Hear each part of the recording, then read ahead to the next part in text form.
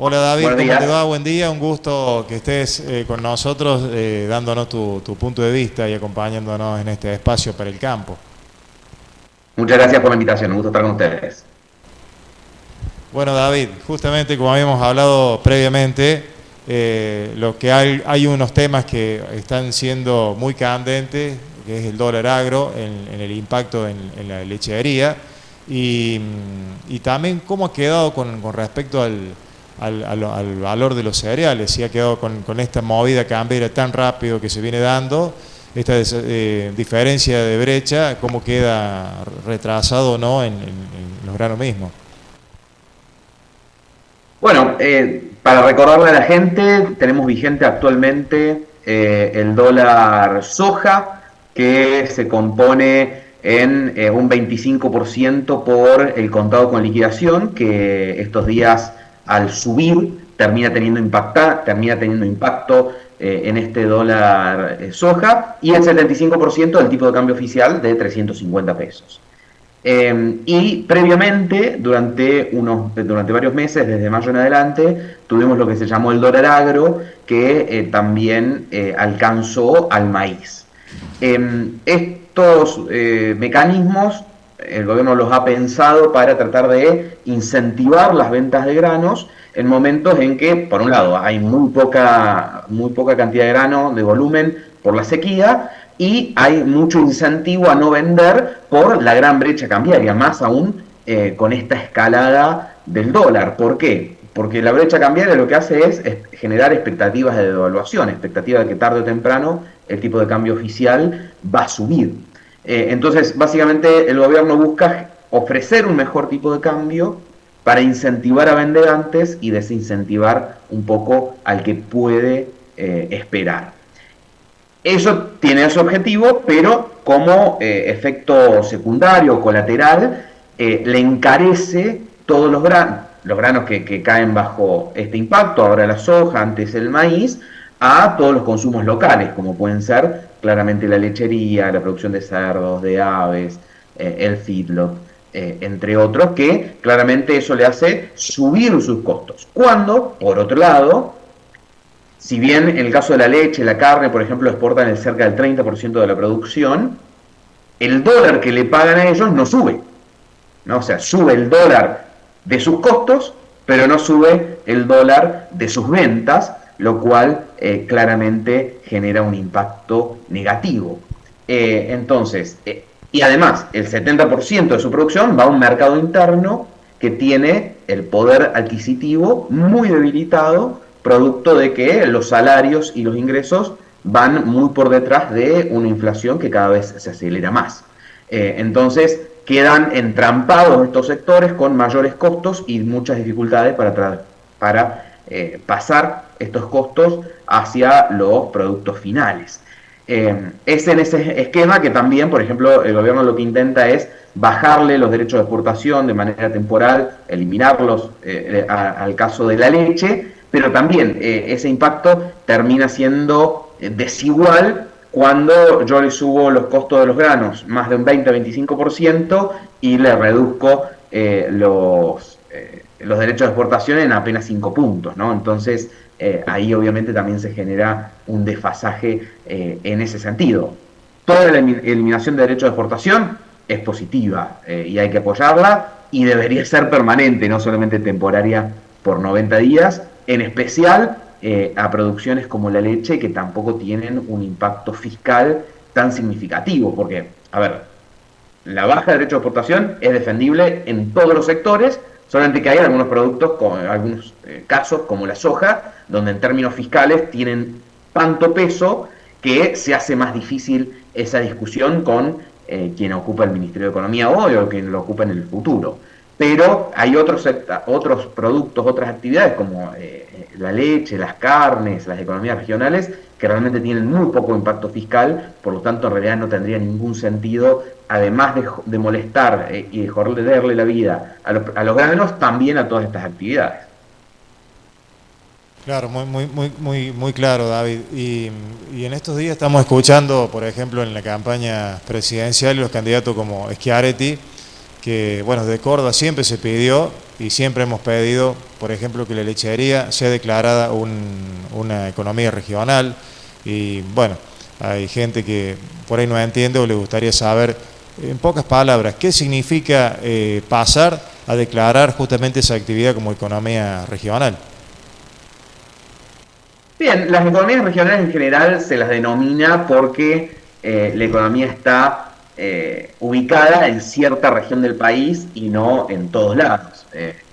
Como uno puede pensar, la producción vitivinícola en Mendoza y San Juan, la producción de peras y manzanas en el Alto Valle de Río Negro, incluso la producción de maní en el sur de Córdoba es una economía regional, más allá de que se la reconozca o no.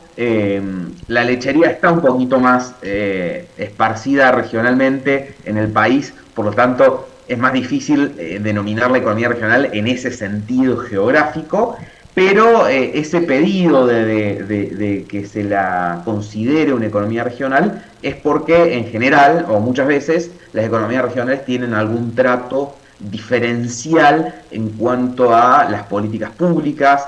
En general, por ejemplo, tienen menores derechos de exportación. En general, muchas veces tratan de establecerse algunas líneas de crédito específicas para todo este tipo de economías, principalmente porque durante muchos momentos suelen tener problemas de competitividad.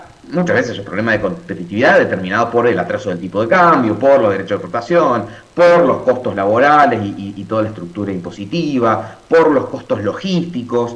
Fíjate que muchas de las que mencionamos, se mencionó la caña de azúcar en Tucumán, las provincias del norte, o la yerba en Misiones, digamos, son todas economías regionales estas que estamos mencionando. En general están todas lejos, tienen altos costos de logísticos, entonces en general son altamente demandantes de mano de obra, entonces suelen tener algún tipo de problemas de competitividad más de una vez, de acuerdo también al contexto económico. De nuevo, el atraso cambiario es el primer problema de competitividad que tienen. Entonces, en ese sentido, en muchas ocasiones se le dan un trato diferencial o políticas específicas, por eso por ahí el interés de alguna que otra economía, de que la denominen, de alguna que otra actividad económica, que la denominen economía regional, como para estar en ese grupo de actividades muy diversas que usualmente pueden llegar a tener algún tipo de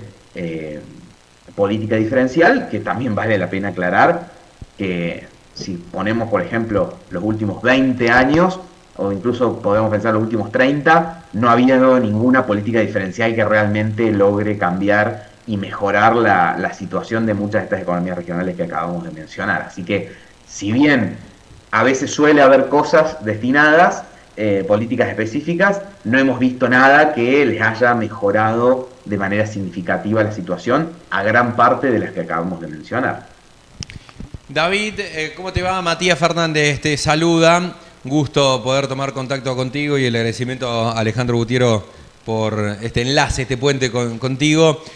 David, se escucha mucho, ¿es de campaña? ¿Es un discurso de campaña? ¿Es una retórica que suena lindo pero que es inviable una vez que le llegue el momento a los que hoy son candidatos a presidente, que están promocionando? Hay que eliminar todo tipo de retenciones a las economías regionales para que ellas sean fomentadas, para que aquellas pequeñas pymes, para aquellas empresas que están vinculadas al sector y que forman parte de ese círculo de economías regionales en la República Argentina, eso se puede materializar de buenas a primera por parte de aquellos que hoy son candidatos y los están proponiendo a cuatro vientos, con el grito ahí a flor de piel como una de las grandes propuestas para acaparar el voto del sector productivo de la República Argentina. ¿Qué opinión tenés con respecto a esto?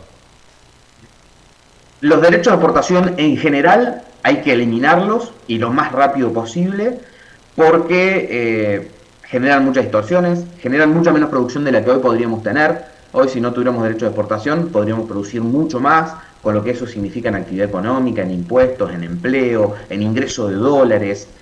Así que creo que es una discusión. A ver, nosotros hicimos en FADA un análisis Analizamos todos los principales países agrícolas del mundo: Uruguay, Paraguay, Brasil, Estados Unidos, Canadá, Australia, Nueva Zelanda, Ucrania y Rusia, además de Argentina. De todos estos países, el único que tiene derecho de exportación al trigo y que lo usa mucho en términos geopolíticos es Rusia. Todo el resto no tiene ni un 1% de derecho de exportación. O sea que Argentina, dentro de los países agropecuarios, agrícolas del mundo, es una excepción, porque justamente le genera un desincentivo a producir y a exportar, que es lo que el mundo entero trata de generar: incentivos, no desincentivos. Así que en ese sentido, la discusión de que los derechos de exportación se deben eliminar, más aún mirado desde Oliva, mirado desde Río Cuarto, que los derechos de exportación le generan una exsanción a toda la actividad económica local, porque básicamente son recursos que salen de la región y no vuelven, aún más, ¿no? Porque además de la cuestión nacional de poder producir más, generar más empleo, más dólares, está la cuestión local de que son recursos que salen y no vuelven, no se invierten, no generan actividad económica, no generan empleo en la región. Entonces, eso como primer mensaje claro. Todo el interior productivo debería estar de acuerdo en que se deben eliminar lo más rápido posible. Ahora, las promesas de los candidatos. Yo creo que economías regionales, carnes, leche, significan una porción muy baja de la recaudación total de derechos de exportación. A esas actividades ni discutamos, eliminémosla el primer día. Para las cuentas públicas no significa nada y para todas esas actividades significa mucho. Así que eso no tiene ningún sentido mantenerlo.